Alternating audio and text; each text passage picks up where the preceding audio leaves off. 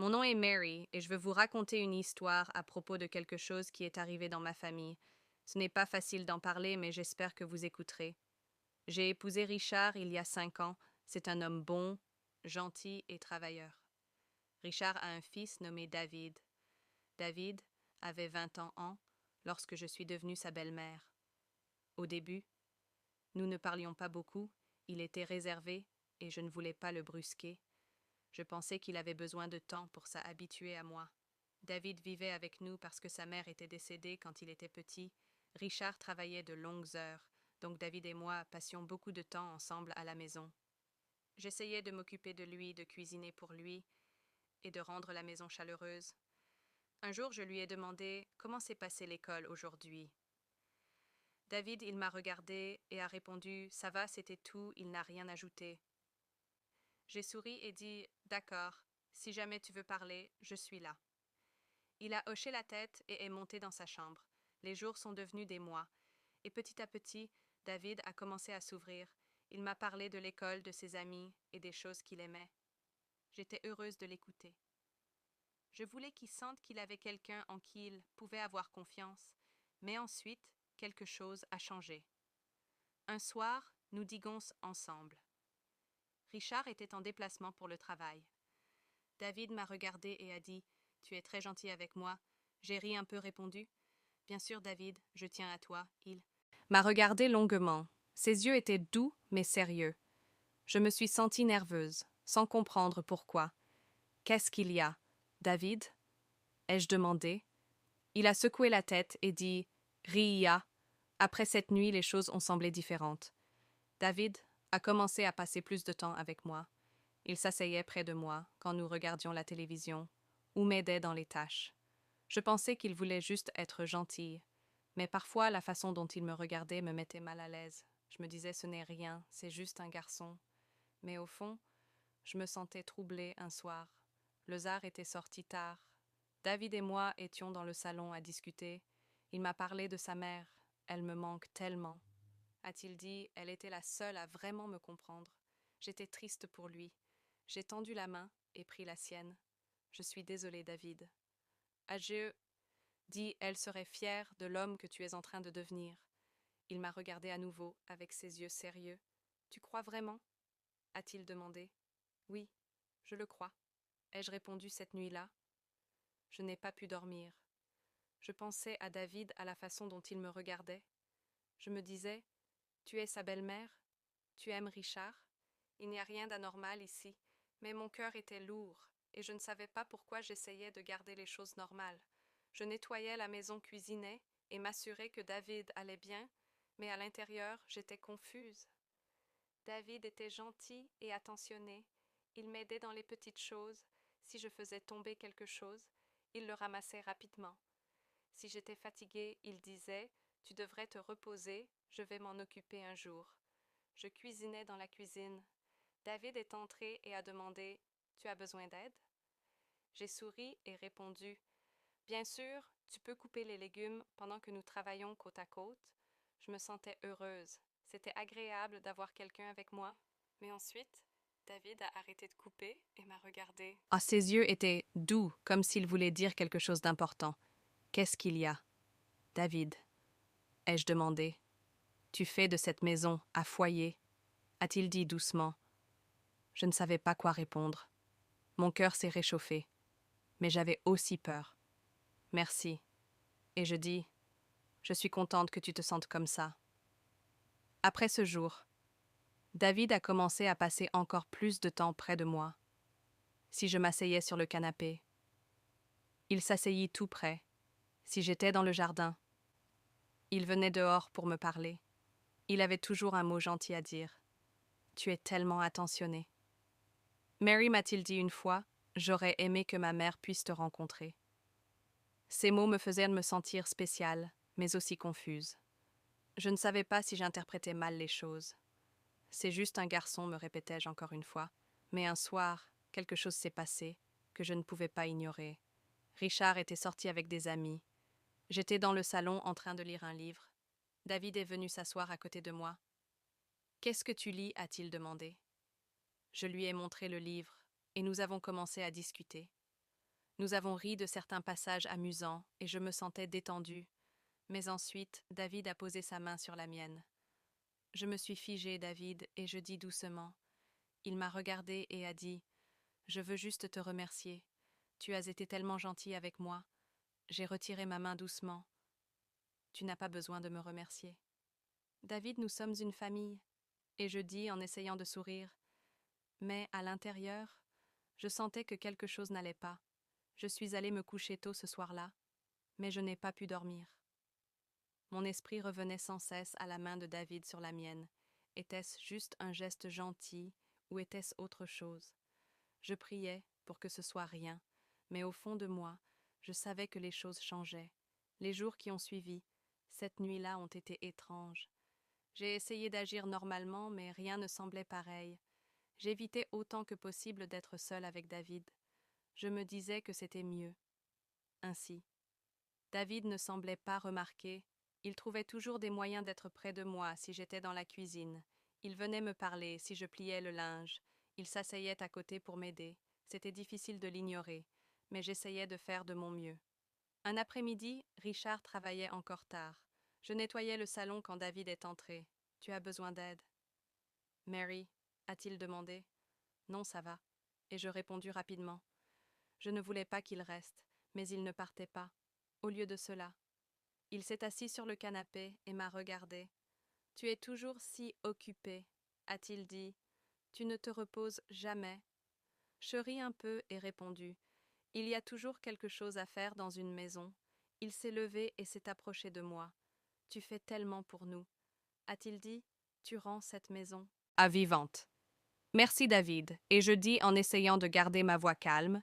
Puis il a fait quelque chose que je ne m'attendais pas. Il a tendu la main et touché mon épaule. Ce n'était pas un grand geste, mais cela a fait battre mon cœur à toute vitesse. David, et je dis fermement en reculant d'un pas, « Qu'est-ce que tu fais ?» Il m'a regardé les yeux pleins d'émotion. « Je ne sais pas comment le dire, » a-t-il dit, « mais je tiens à toi plus que je ne devrais. » Je me suis figé, mon esprit tournait à toute vitesse. David arrête. Ah, je dis, « Tu ne peux pas parler comme ça. Je suis ta belle-mère. » Je sais, a-t-il dit rapidement. Je sais que c'est mal, mais je ne peux pas m'empêcher de ressentir ce que je ressens. J'avais l'impression que l'air avait été expulsé de mes poumons. Je ne savais pas quoi dire. Je voulais fuir, faire en sorte que cela s'arrête, mais j'étais trop choquée pour bouger. David, ça doit s'arrêter. Et je dis, finalement ce n'est pas juste, j'aime ton père et je tiens à toi comme à un fils. Rien de plus, il a hoché la tête, mais son visage semblait blessé. Je suis désolée, a-t-il dit doucement. J'avais juste besoin que tu le saches. Je suis sortie de la pièce et me suis enfermée dans ma chambre. Mes mains tremblaient. Je n'arrivais pas à croire ce qui venait de se passer. Je pensais à Richard et à la confiance qu'il avait en moi. J'avais l'impression de l'avoir trahi, même si je n'avais rien fait de mal cette nuit-là. Je n'ai pas pu dormir. Les mots de David tournaient dans ma tête sans cesse. Je ne savais pas quoi faire. Devrais-je en parler à Richard? Devrais-je ignorer et espérer que cela ne se reproduise pas? J'ai décidé de rester silencieuse. Je me suis dit que ce n'était qu'un moment de confusion pour David et qu'il passerait à autre chose. Mais au fond de moi, je n'en étais pas sûre.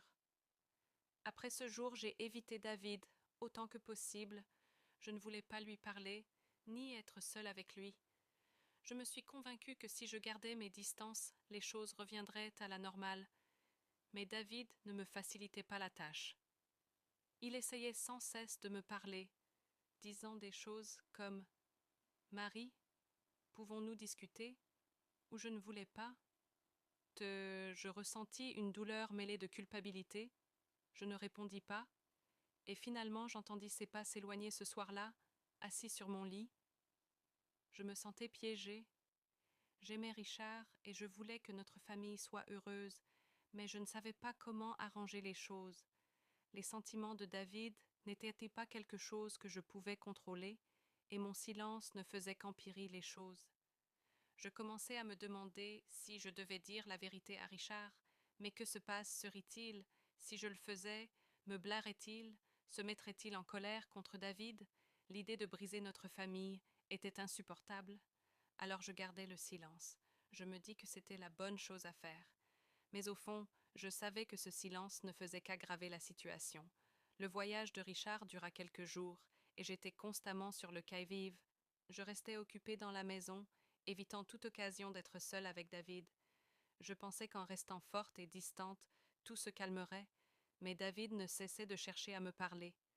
Chaque petit geste semblait chargé de sens, un regard prolongé, un ton plus doux, ou sa façon de vouloir être près de moi.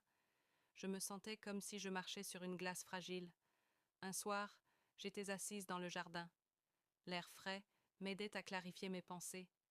J'étais perdue dans mes réflexions en regardant les fleurs quand j'entendis des pas derrière moi. Mary dit doucement: David. Je me retournai et le vis debout, les mains dans les poches. Je soupirai. Qu'y a-t-il, David? Pouvons-nous parler juste une minute? Demanda-t-il. Je ne voulais pas, mais je suis d'accord, qu'est-ce que tu veux dire? Il s'assit sur le banc à côté de moi, gardant une certaine distance. J'ai beaucoup réfléchi, commença-t-il. Je sais que j'ai rendu les choses difficiles pour toi. Ce n'était pas mon intention. Je restais silencieuse, le laissant parler, Je ne sais pas comment arrêter de ressentir ce que je ressens, dit-il en regardant le sol. Mais je ne veux pas te blesser, ni blesser papa. Je ressentis un mélange de tristesse et de frustration. David, tu dois comprendre une chose, dis-je doucement. J'aime ton père. C'est un homme bien, et je veux que nous soyons une famille heureuse. Ce que tu ressens est normal pour quelqu'un de ton âge, mais tu dois laisser tomber. Il hocha la tête sans me regarder. J'ai essayé, dit-il, mais c'est difficile. Je sais que c'est difficile, dis-je, mais c'est la bonne chose à faire.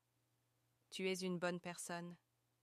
David, tu trouveras quelqu'un qui ressentira la même chose pour toi, mais ce n'est pas moi.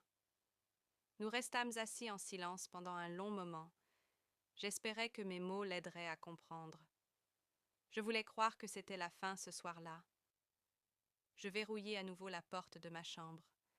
J'avais peur de ce qui pourrait arriver si je ne le faisais pas.